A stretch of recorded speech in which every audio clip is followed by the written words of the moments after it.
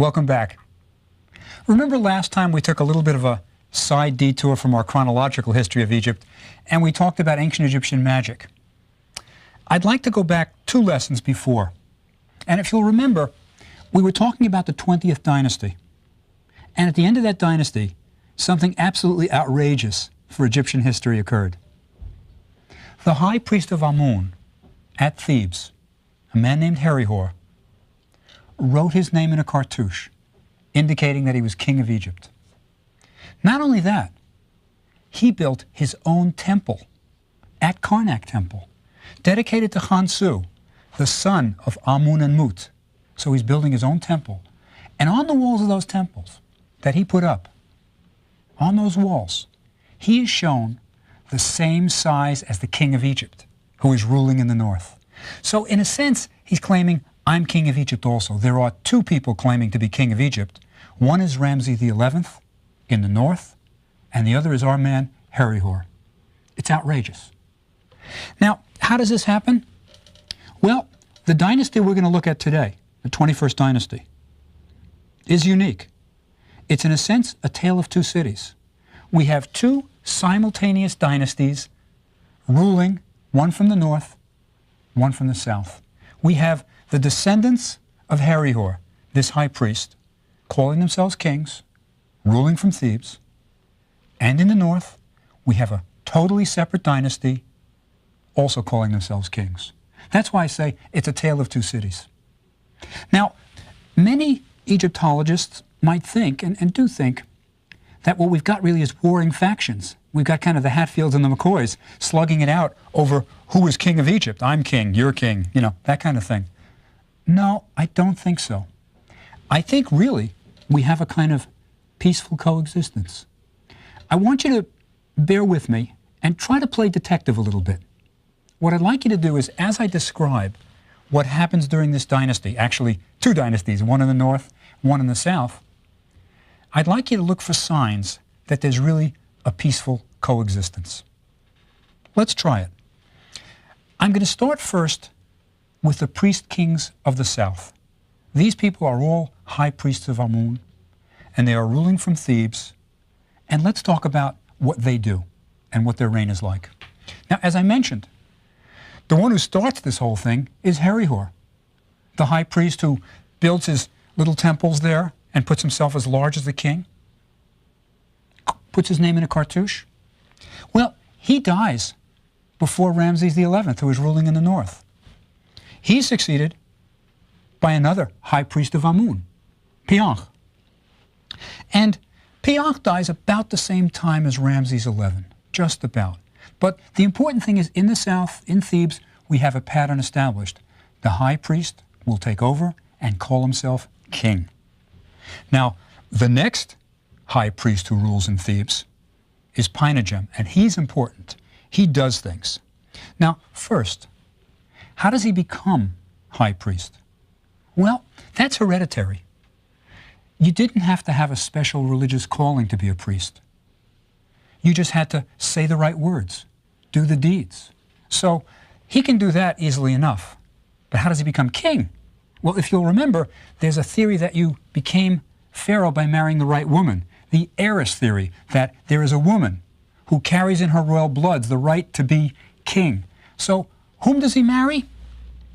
He marries the daughter of Ramses XI, the king who had ruled in the north. Now, it sounds to me as if these are not warring factions. But Pinagem does other things than that's just marrying a daughter. He inspected the Valley of the Kings. Now, he's high priest. One of his jobs is to make sure that the religion remains intact. And he has an inspection of the Valley of the Kings in which he discovers the tombs of the pharaohs have been plundered. Now remember, he's trying to be a king himself, so he is going to view these people as pharaohs and his ancestors, both. He wants these are my people. He restores the mummies. He has some of them rewrapped, and he labels them, right? So he's trying to carry out what a pharaoh should do. Now, he dates his reign in a very interesting way. And here we're going to do a little side trip. I want to explain how the Egyptians kept track of their years, because Pinagem does something very important for us. We keep years consecutively. After the year 2000, we know what year's coming, 2001. And after that, 2002, and so on. We have a nice, long, consecutive string. The Egyptians did not do that. And that's why sometimes it's hard for us to figure out, in what year did this happen? The pharaoh was so central to the Egyptian mentality that their calendar depended on who was king. It was kind of a pharaoh-centric calendar. So, for example, when a pharaoh like Ramses the Great died, during his reign, he would have kept count of the years in his reign. First year of Ramses the Great, second year of Ramses the Great.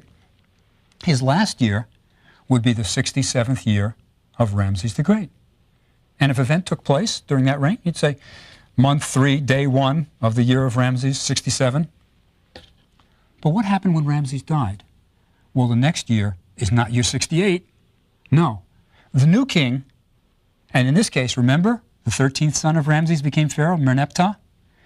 The next year is year 1 of Merneptah. So the Egyptians kept track of their days, months, years in terms of pharaoh's reigns. Now, remember, Pinagem, our high priest, has married the daughter of Ramses XI, and he's claiming he's king. He's looked in the Valley of the Kings, he's tidied it up, he's preserved the bodies. How does he keep track of his years, of his reign? He doesn't say year 1 of Pinagem, year 2 of Pinagem. No. He dates his years according to the king who is ruling in the north, somebody who's now replaced Ramses XI. This is Smendes. So he says year 1 of Smendes, year 2 of Smendes. In other words, this is a sign of deference to the kings of the north, that they're really the kings. I'm calling myself king, but I'll keep track by their years. So I think this is another sign that we really don't have a kind of warring faction. There's a peaceful coexistence. They're managing it with each other. Now, there is a kind of neat little sidebar about Pinagem's Ushapti statues. Remember last time when we talked about Egyptian magic, I mentioned that if you were wealthy enough, you wanted 365 Ushaptis, 1 for each day of the year. They were going to serve you in the next world. Well, Pinagem's Ushaptis, right? Pinagem's Ushaptis are the ones that started the search for that royal tomb that had been discovered by tomb robbers that led to finding all the royal mummies together. You'll remember that in the 1870s, antiquities started appearing on the market that were from a royal tomb. A royal tomb. And immediately, the Antiquities Service knew a royal tomb's been found, we have to find it. Well, the whole thing that started it was Pinagem's little Ushapti statues, these bright blue things. They were being sold, and somebody knew his tomb had been found. Interestingly, by the way, you can still see these Ushaptis on the market today. They appear in the auction houses, you know, like Sotheby's and Christie's, these upscale places. And every once in a while, you see one of Pinagem's Ushaptis for sale, and you know that these were found by the tomb robbers in the 1870s, 1880s, sold on the market, and they're still knocking around. It's a bit of history. But Pinagem dies, and he's succeeded by 2 of his sons. Remember, the high priest is a hereditary thing. You can do it. One is not important. Masaherta, not very important. Menkhepere is another high priest of Amun, right? But the pattern has been set. These guys don't reign that long, but we have high priests ruling as kings. Now, Menkhpere's successors are 2 of his sons. One, Smendes II, minor, reigns a few years. But the next, Pinagem II, interesting things happen. Now first, he carries out another inspection of the royal necropolis, right? The Valley of the Kings. He finds that virtually all of the tombs have been robbed. But he makes a decision, kind of executive thinking. Also, it indicates the state of Egypt. He realizes the Valley of the Kings cannot be protected anymore. He's given up on the Valley of the Kings. and all hope that you can put a guard there or anything like that. Things have deteriorated so much in Egypt that he's got to move the mummies, move them. He is the one who gathers together many of these mummies, many of them, and has them moved to a secret cliff tomb at Deir el-Bahari. And he thinks that this tomb is so safe that he will choose it as his final burying place. And it is safe. It remains safe for more than 3,000 years, right? So this is placed, his burial is found in this tomb, but he realizes it's over for Egypt. We can't protect the Valley of the Kings, and no longer will the pharaohs be buried in the Valley of the Kings. So remember, you know, not all pharaohs are buried in pyramids. That's way earlier in history of Egypt. And not all pharaohs are buried in the Valley of the Kings. Different places for different times. So anyway, Pinagem dies, is buried in his safe tomb, and he's succeeded by a very minor king, Pausanias. Let me say something about the name Pausanias, by the way. Pausanias III is called. Names are unfortunately not consistent in Egyptology. You might say Pausanias, you might hear Pausanias, you might hear Susanes, you might hear Pausanias. Same guy, right? We don't have a consistent transliteration for it. We should. We really should, but we don't. But with him, with this minor pharaoh, it's the end. It's the end of these high priests ruling out of Thebes. Now, remember, while they're ruling, we have the kings in the north, who are also kings of Egypt, probably the official kings. And let's talk about that consecutive sort of, that dynasty that's running along also. Now first, remember we had Ramses XI. Well, Ramses XI dies, as we know. Smendes takes over. Who's Smendes? We don't really know. He declares himself king. If I had a bet, I'd say the reason he can declare himself king is military. He's a military man. Remember back to the time of Tutankhamun, for example, when there were turbulent times, and after Tutankhamun we had a vizier ruling, for a little while. But then, there's no children, there's no clear successor. Who takes over? Horemheb, the general. Almost always, in hard times, the military takes over. I mean, it's the same in South America. That happens today. So, probably, if I had a bet, a military man who declares himself king. Now, what does he do? First, he moves the capital. He moves the capital from that biblical city that Ramses created, Pi-Ramesses, to another site in the delta, this marshy area almost, Tanis. Now, he causes a problem for archaeologists with this move. When he moves, he takes with him the large statues of Ramses the Great that Ramses had built for this biblical city. He takes with him the obelisks. They're small obelisks, but they're obelisks that Ramses had erected there.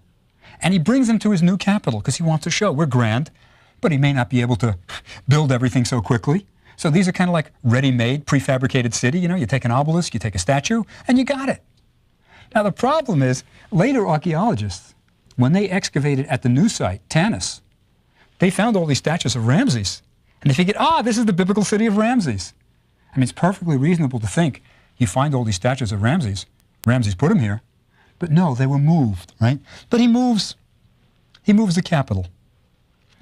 Anyway, when he dies, he is followed by a pharaoh, Amenemnisu. The name isn't important.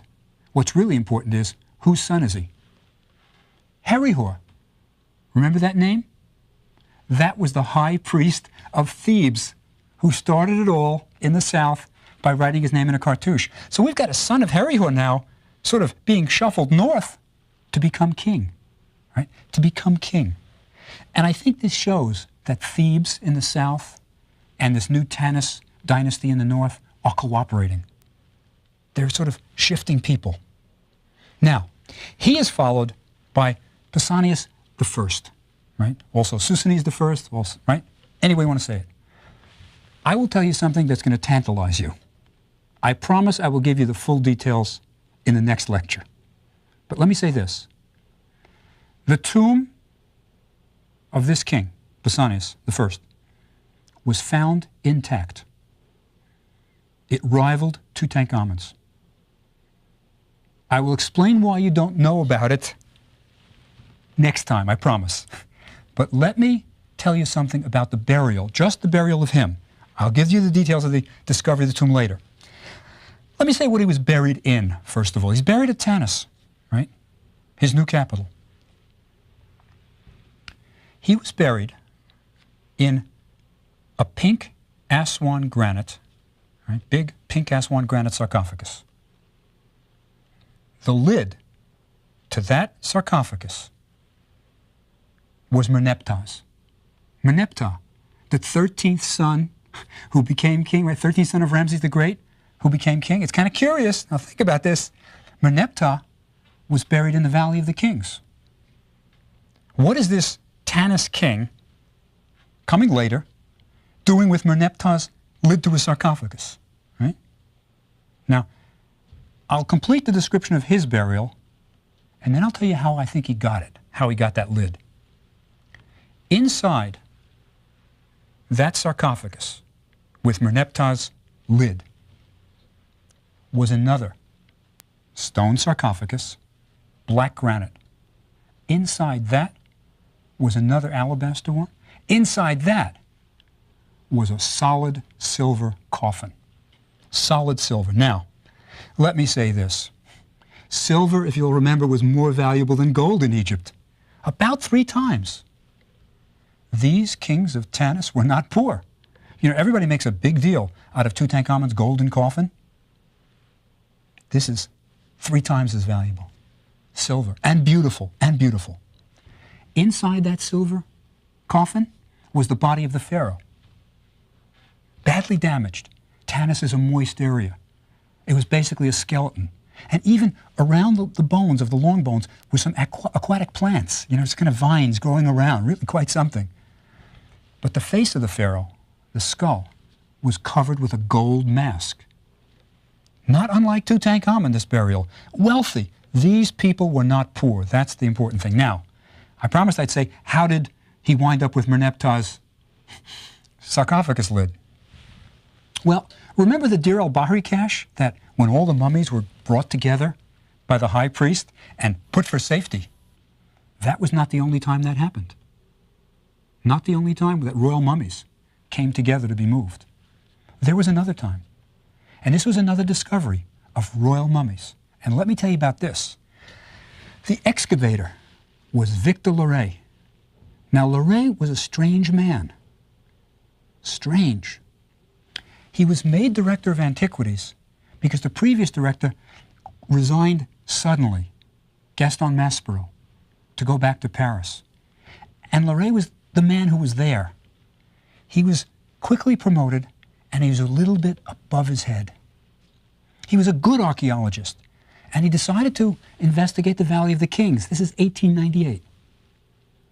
Now, he was very impressionable, is a kind word. Some people say he was unstable. The discovery that I'm going to tell you about literally led to him having a nervous breakdown. He had a nervous breakdown. As I say, he was excavating in the Valley of the Kings. And in 1892, he found the tomb of Amenhotep II, the pharaoh, much plundered. Understand, he is unprepared for what he's going to find. It was totally unsuspected. And he enters, and it's been plundered. But what does he see? He's going by candlelight. Now remember, there's no electricity in these tombs, and they turn, and he's going by candlelight. He's got this candle. And in a side room, he finds 3 mummies lying on their backs. There's a mummy of an old woman, mummy of a young prince. He has a side lock of youth on his hair. And there's a young woman. Now all 3 their heads have been smashed in. There are holes in their heads. And Larrey's mind is racing. He's thinking about human sacrifice. He's thinking about what has happened. I mean, what he doesn't realize is the tomb has been robbed. The robbers have used their axes to take the bandages off, smashing through the heads. But he doesn't realize this yet. And he's got a long night ahead of him. He then goes deeper into the tomb. He finds stone sarcophagus of Amenhotep II. And there, in the sarcophagus is Amenhotep II. A plundered mummy, barely in rags, but it's a royal mummy. He continues. There's the body of a young man that's in a model boat that was supposed to take the pharaoh maybe to the next world or be used in the next world. He sees another mummy.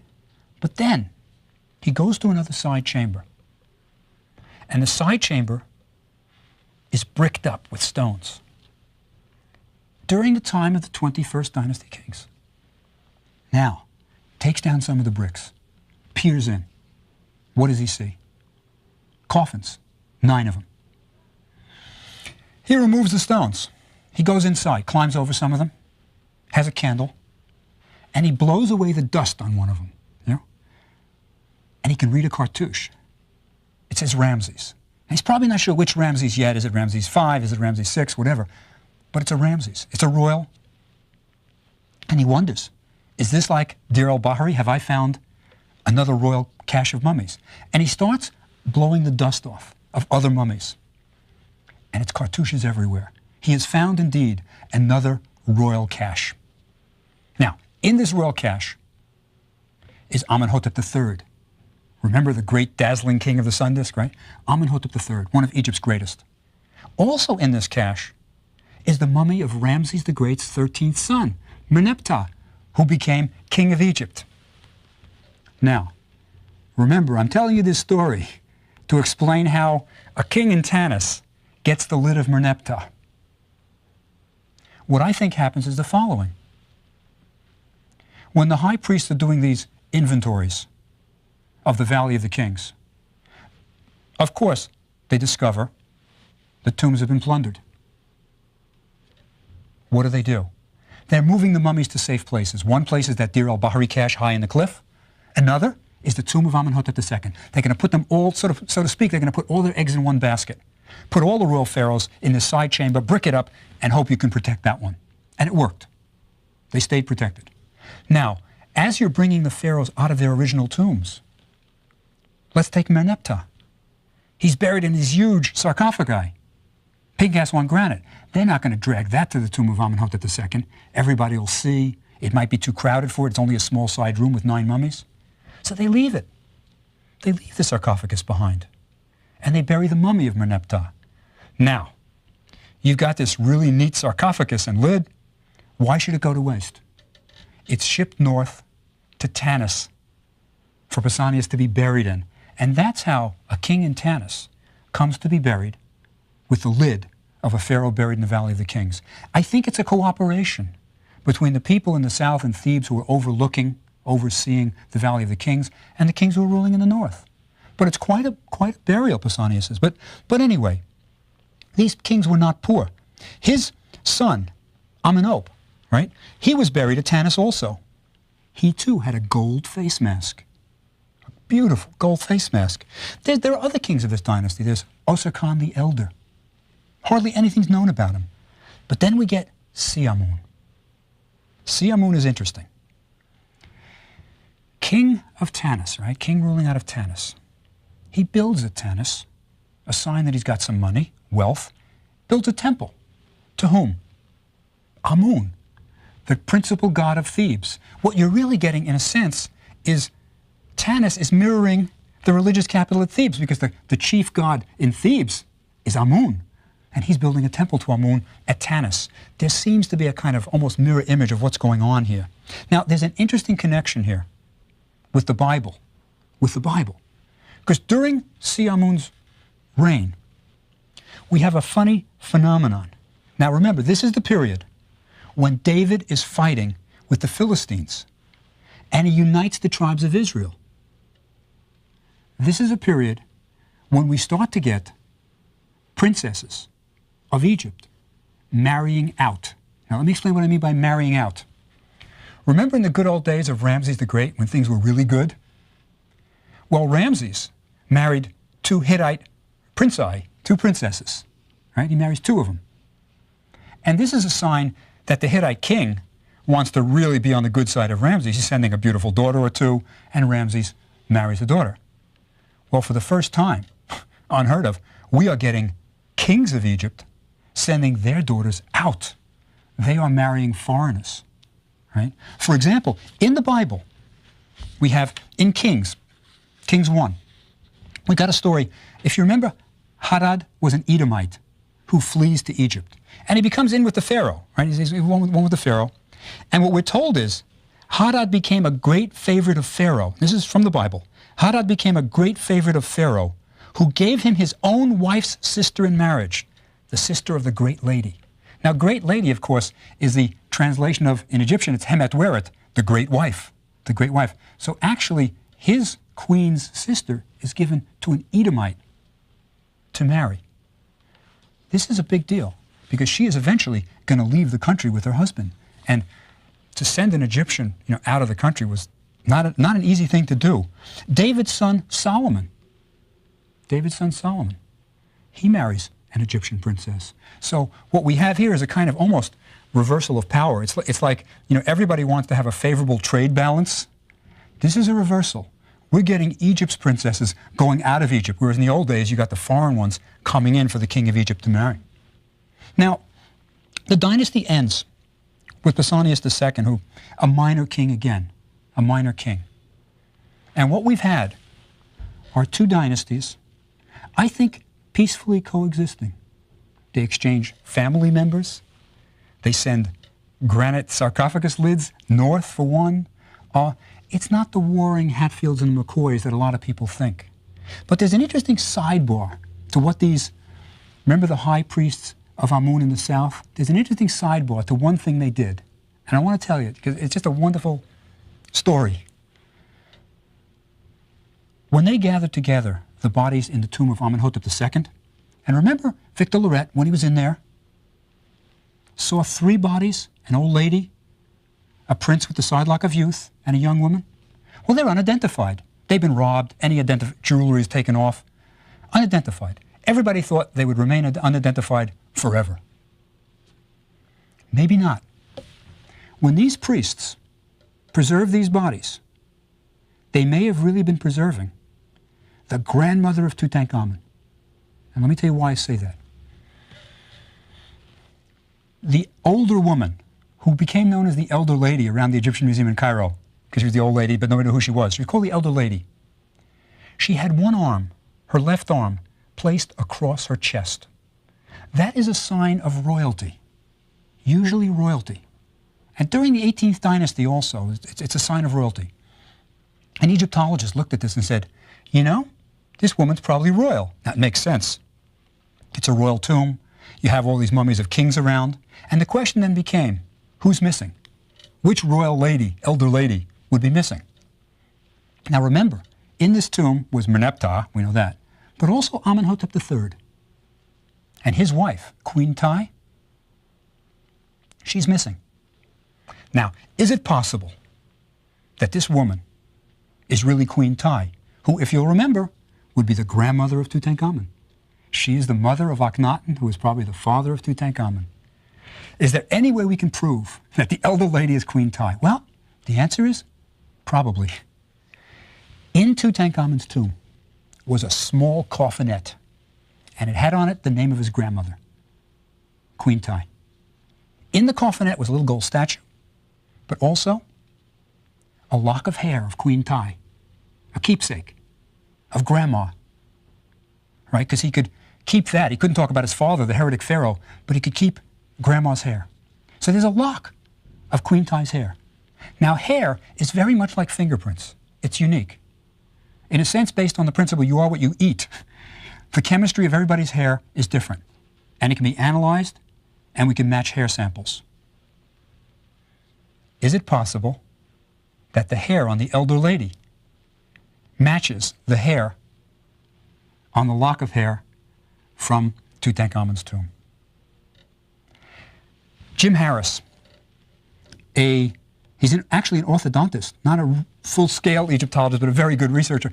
Jim Harris did a lot of x-raying of the pharaohs. His specialty was x-raying pharaohs. But he also wondered the same thing I'm suggesting, that the hair might match. And he got permission from the Egyptian government, got permission to take one hair from the elder lady, one hair from the lock from Tutankhamun's tomb, and compare. His conclusion was that the hair matched. That spectral analysis showed that indeed it seems as if this hair matched. So because of these priest kings of the 21st dynasty and their attempt to preserve the mummies of the royal families, we may have located the grandmother of Tutankhamun. But next time we'll pick up the story when Egypt becomes united. No more two kingdoms, one in the north, one in the south. We're going to get unification, but it's going to be by foreigners. I'll see you then.